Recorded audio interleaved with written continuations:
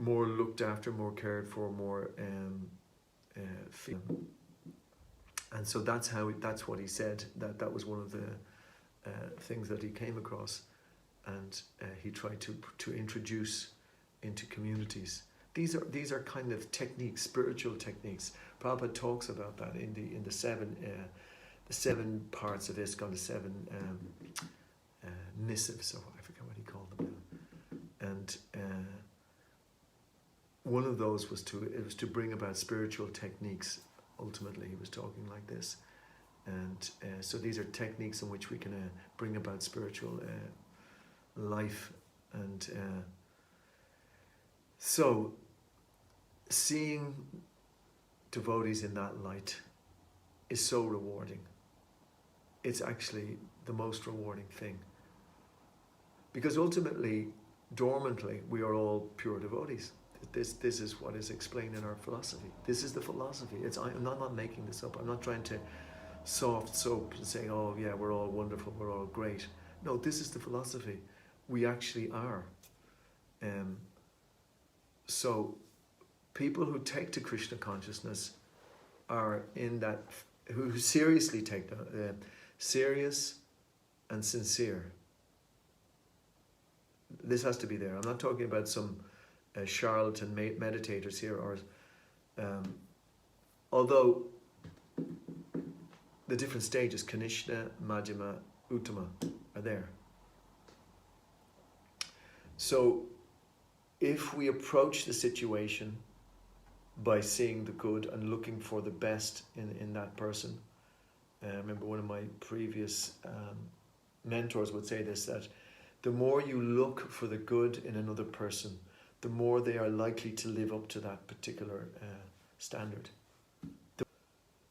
I mean, it's not some sort of kind of psychological mind game or anything like that. I'm trying to bring it from a spiritual point of view, spiritual logic, spiritual understanding, spiritual knowledge, that this person is a pure devotee, so we're trying to see that in them, even though they may not be externally at that particular stage, at that particular point. Still, they have the opportunity to be at that level. Also, we do have different other parts there as well, that if a person is not acting properly, then we do have, probably very much says, we do have the ability to mentally appreciate that person, but we may not associate very closely with that person. So you can see how spiritual life requires intelligence. It requires intelligence. My experience as well, it requires discussion among devotees as well, and cool-headed discussion, clear facts. And I've often given this point before, that sometimes the truth can come from the most unexpected source, but we have to be trained to be able to hear the truth when it comes. We need this training there. We need to be always alert to hearing what Krishna wants to say. If we fall into the different modes of passion, ignorance, we're less likely to hear the truth, and we're more likely to act on the false ego platform.